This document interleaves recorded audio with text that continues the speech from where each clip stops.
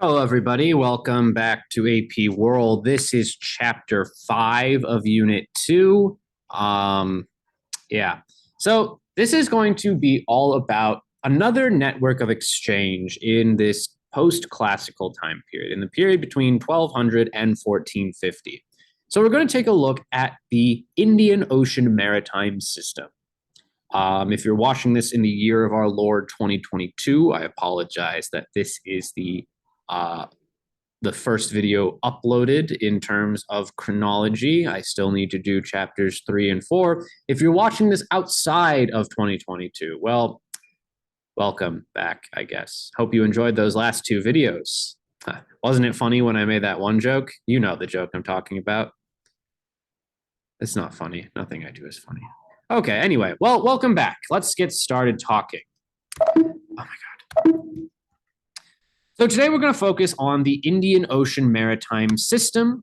What you're going to focus on, especially when you're listening to this presentation, is causes of the Indian Ocean trade, both in terms of geography, in terms of technology, and then some effects of Indian Ocean trade, both in terms of geography, both in terms of technology, in terms of culture, in terms of economics. And then you should also be able to explain the role of the environment in assisting these networks of exchange, specifically the Indian Ocean Maritime System. So if you were in class, we would have watched this crash course, just very briefly introducing us to the Indian Ocean Maritime System. But I'm going to cover the same information in just a second. So let's skip that. So let's look at some of the causes and general kind of geographic state of the Indian Ocean system.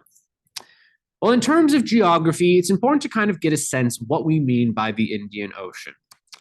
Because the Indian Ocean, as we're going to see today, is one of the most important ocean-based trade networks in the period between 600 and 1450. That will change when we get to Unit 4, when we start talking about the Atlantic Ocean. But let's take a look at this ocean system right now, because the Indian Ocean system is going to connect societies from all over Europe, Africa, and Asia, Afro-Eurasia. So we are going to see that the Indian Ocean is a major center of trade, ocean-based trade between China, East Asia, between the Middle East, between India, South Asia, and Indonesia, as well as, of course, East Africa. So we are going to see that there will be economic and cultural connections made between the different states of the Indian Ocean. And kind of something that's different about the Indian Ocean, this will be a question later on in the video, but something that is different about the Indian Ocean system is that more people are involved compared to, say, the Silk Road. And that's mostly because trade, as we'll see, is much faster when it's overseas. It takes years, literally, to get across Asia. It can take months at this time to get across the Indian Ocean. So there are different regions of the Indian Ocean, just as kind of background information for yourself. We have the South China Sea, which is a little outside the Indian Ocean system, which is a little outside the Indian Ocean as a geographic unit, but it is going to be a part of this wider trade system. And the South China Sea is really connecting China, obviously, to groups of people in modern day Indonesia, what we would sometimes call Malay people. So we do see connections mostly in the South China Sea between Chinese and Malay people. But kind of this trade system will carry on into another section of the Indian Ocean, the Bay of Bengal, which connects Southeast Asia, groups like the Malay, to India. And then connecting India to, say, Africa and the Middle East is the Arabian Sea. And really, the Arabian Sea is the most urbanized of all the Indian Ocean community. And it certainly is kind of the area where we see the strongest economic transactions taking place.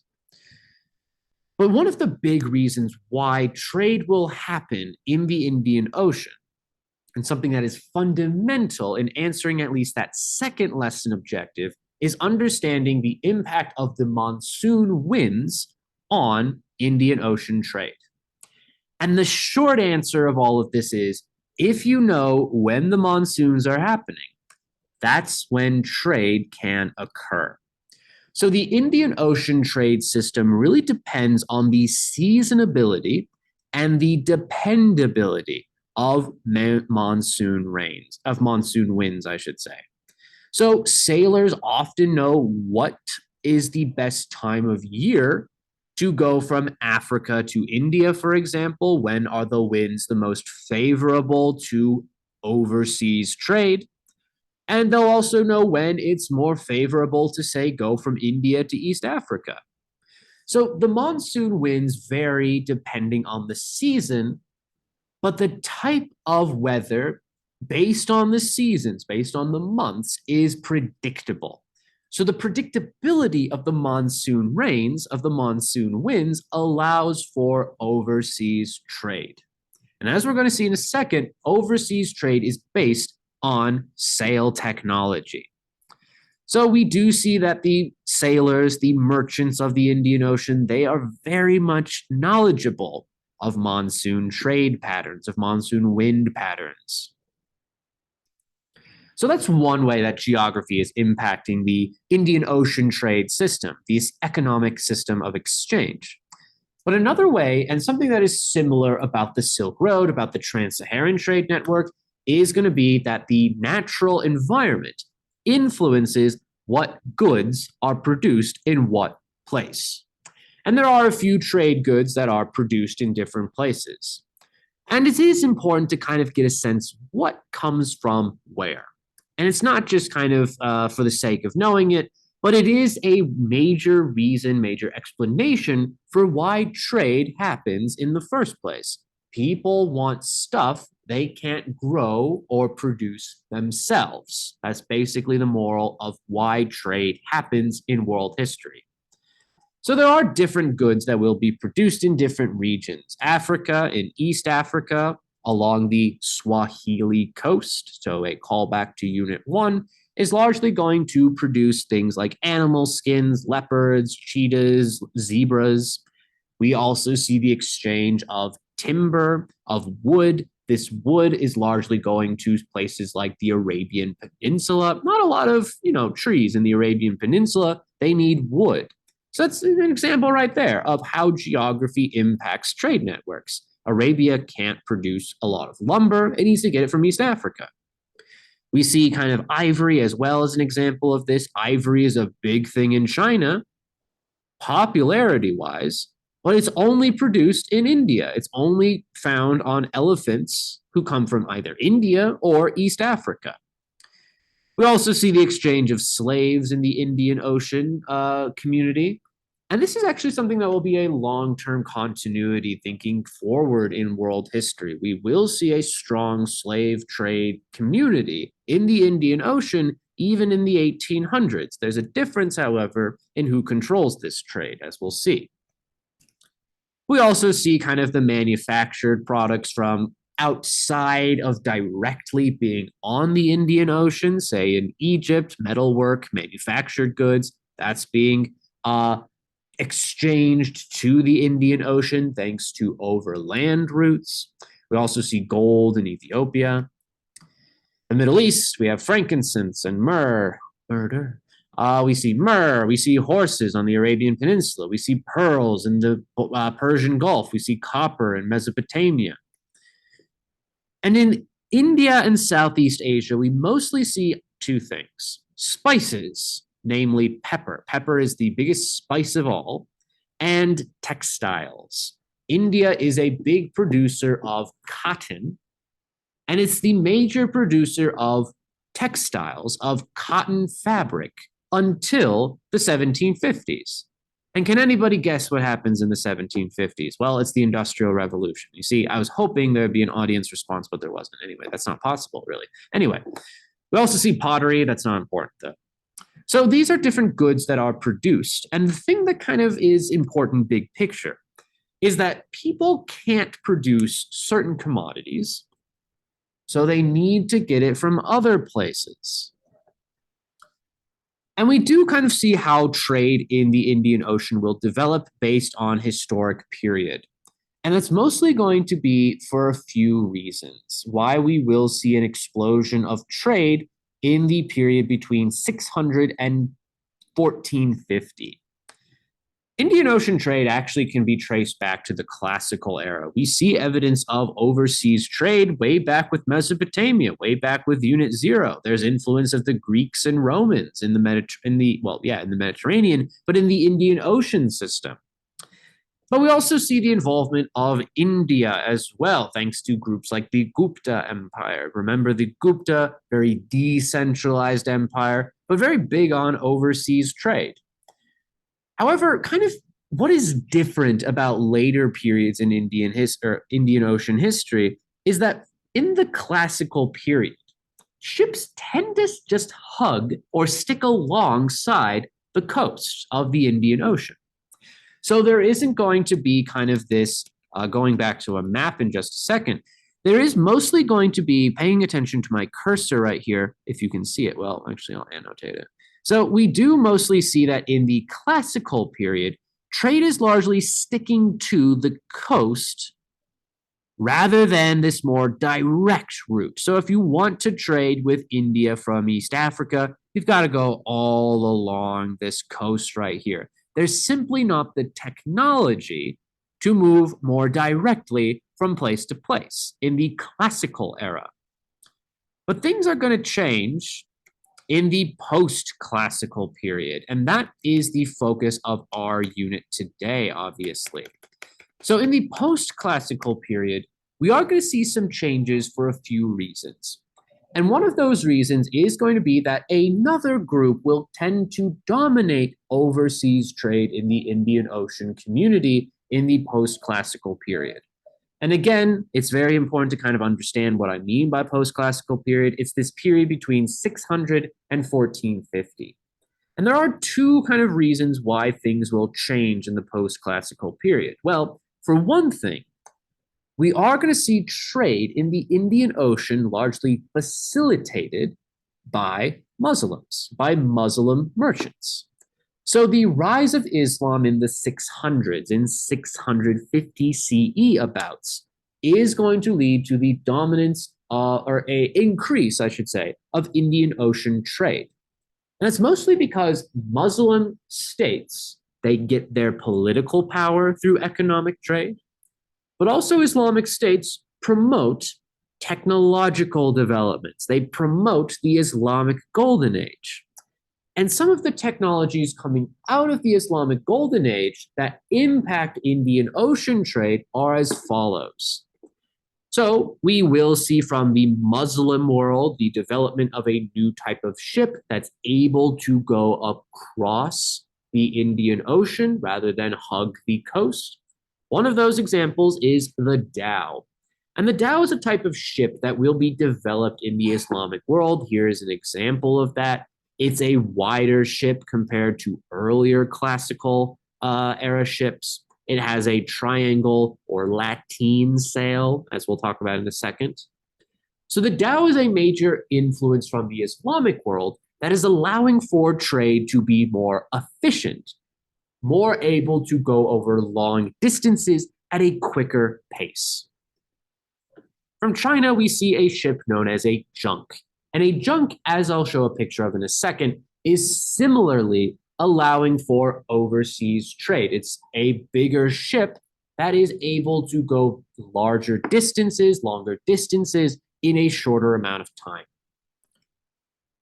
But kind of more general developments that we are seeing is the development of the lateen sail, this triangle-shaped sail that I have up here, which is able to kind of capitalize on wind patterns a lot more efficiently, meaning ships can go faster and longer distances. We also see the creation of accurate maps thanks to an Islamic invention known as the astrolabe. And the astrolabe essentially kind of charts out distances based on the movement of the stars.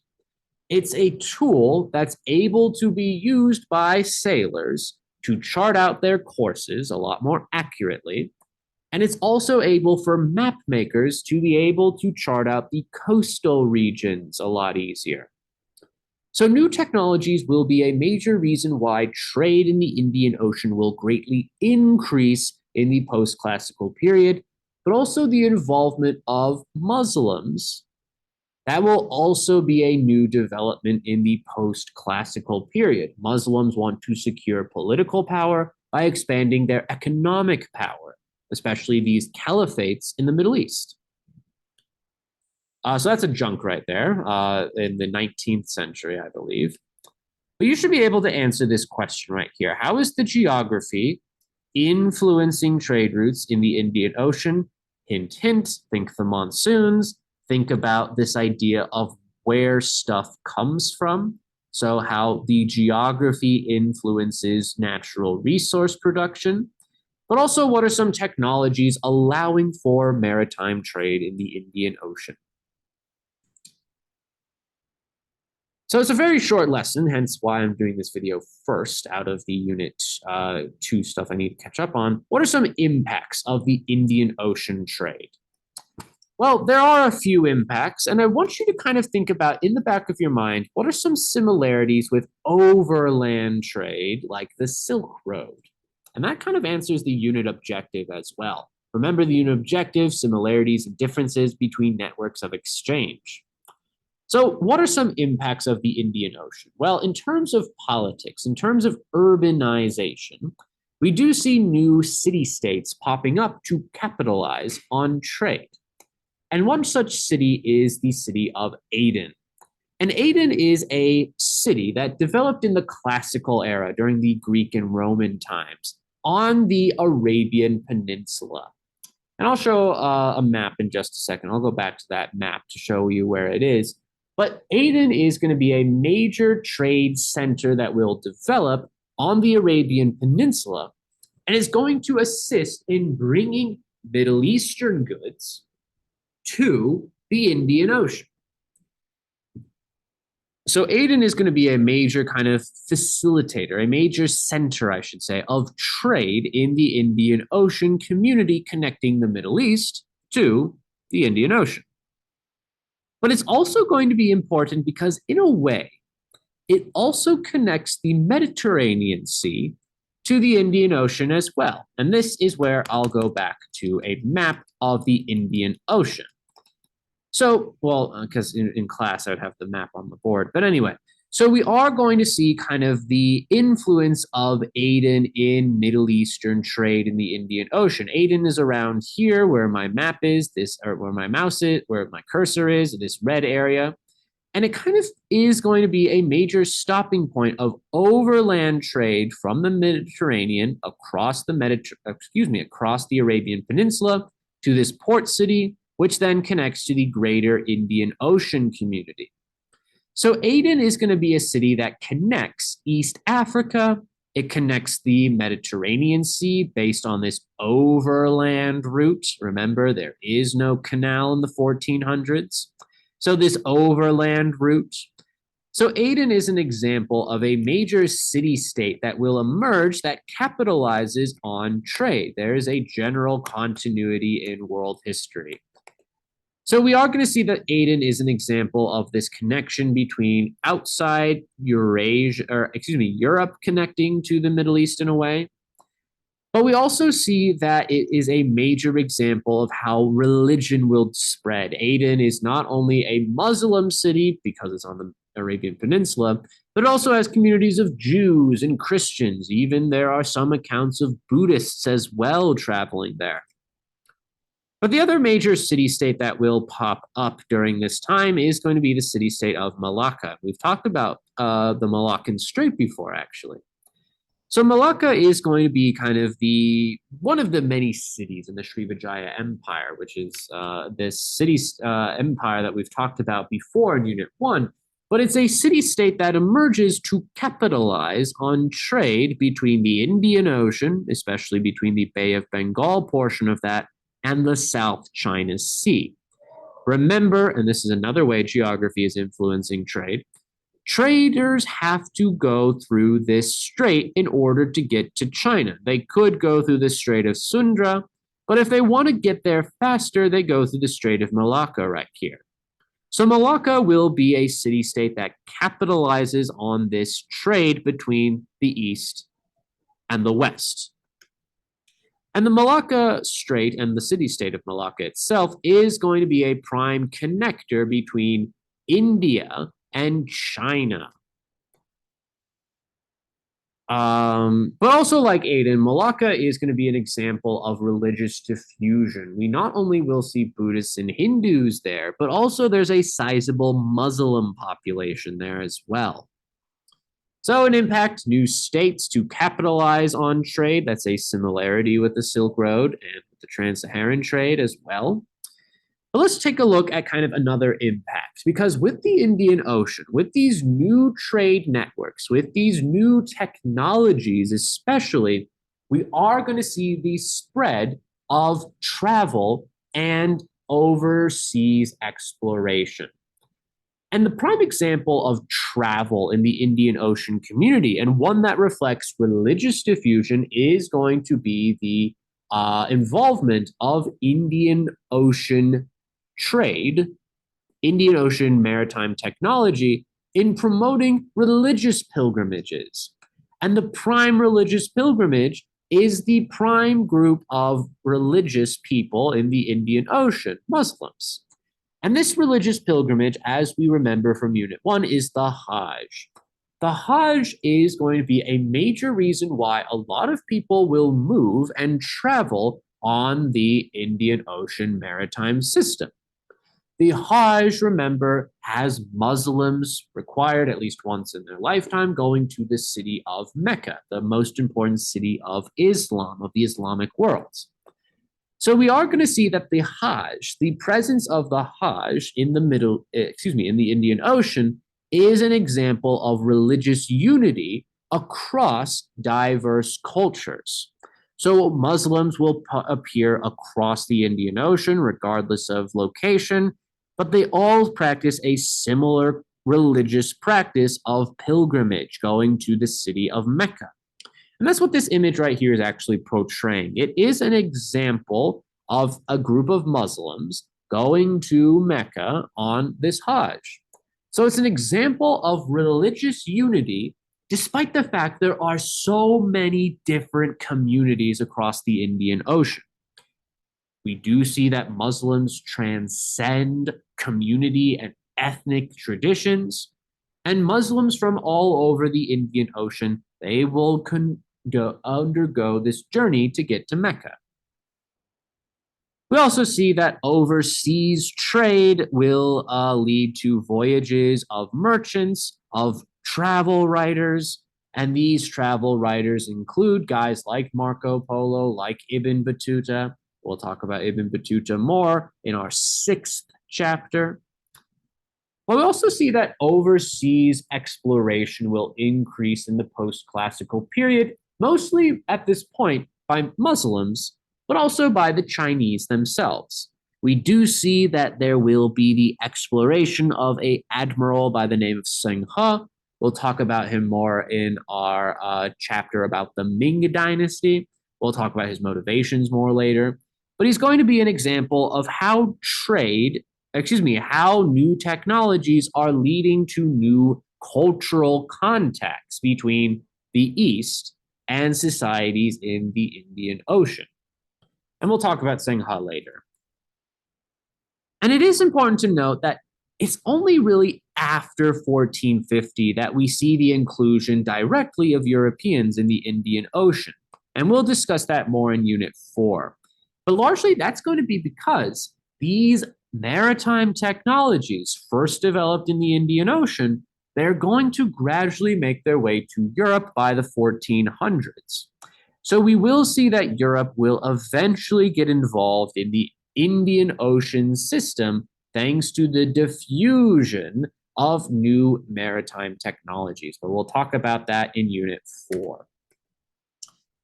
But one of the biggest impacts of trade in general is diffusion. Let's look at some examples of diffusion. Well, one of the biggest is the diffusion of technology. Technology like the Latin sail, like the astrolabe, like the compass. Latin sail and astrolabe from Muslim world, the compass from China. And these technologies will make their way to Europe eventually. Europe eventually will use them, get involved in overseas trade. But right now, it's being used by the Muslims and the Chinese. So if you ever were to ask or get a question that said, what is the major group that dominates Indian Ocean trade in the period between 600 and 1450? The answer is not Europeans. It would rather be something like Muslims or Chinese people. Of course, we see the diffusion of trade goods. I've discussed those trade goods before. But we also are going to see that we will have the rise of new population centers in the western portion of the Indian Ocean system, mostly along the coast of Africa, along the east coast of Africa, the Swahili coast. We see new merchant communities in the Middle East. We see Hormuz as one example of that. We see Great Zimbabwe in the East African coast. But we also mostly are going to see that these new urban centers will be dominated by Muslim diasporic merchants. So we are going to see kind of with the spread of trade, with the dominance of Muslims in particular, that we do see the diffusion of religion. And the biggest religion diffused in the Indian Ocean is Islam. We are going to see that because of both merchants, but also Sufis. Remember, Sufis are, it's kind of helpful to think of them as Islamic missionaries. It's not exactly what they are, but that's essentially their role and purpose in world history. We will see the spread of Islam in the Indian Ocean well beyond the Middle East, thanks to both merchants and the Sufis. And kind of we see the spread of Islam most dramatically expressed in the creation of merchant Muslim diasporic communities. So there are communities of Muslim merchants all over the Indian Ocean, from the Arabian Sea, from the Middle East, all the way down into Africa, in East Africa, but we also see it, of course, in Southeast Asia as well. So these are major results of the Indian Ocean trade. And I want you to consider what's similar about the Silk Road and what's different about both the Silk Road and the Indian Ocean maritime system. I can list a few right now, actually, if you're still watching. So one of the most obvious differences is that the Silk Road is overland and the Indian Ocean maritime system is overseas. We also see that there is a difference in terms of who is facilitating this trade in the Indian Ocean, mostly Muslims. In the Silk Road, it's Central Asian nomads. It's the Mongols, for example. We also see kind of a difference in terms of political unity.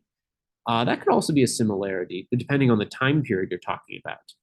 But in general, kind of the Indian Ocean system is unique in that not a single state will dominate all of it. It will be mostly kind of shared between groups of people in East Africa, in the Middle East, in India, and in East Asia. So that's a difference right there.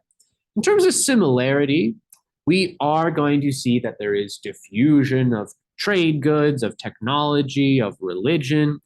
The only difference is what exactly those technologies are, what exactly those religions are. Mostly Muslims in the Middle East, well, mostly Muslims in the Indian Ocean trade, and kind of Islam has to share other religions as well that are being diffused on the Silk Road. Other similarities, obviously, they're both trade networks. You shouldn't just put that down, though. We do see kind of similar involvement of some societies, like the Middle East, like Islamic civilizations. They're not only involved in the Silk Road, but also involved in the Indian Ocean. So those are some similarities, some differences. So I hope you enjoyed this lesson. I hope you had a great day. You get to see a rare shot of me without glasses on. Now I put them on because I'm going to wrap up this video. Have a great day. I'm going to post later today, chapters 3 and 4. Have a wonderful, fantastic day. I don't want to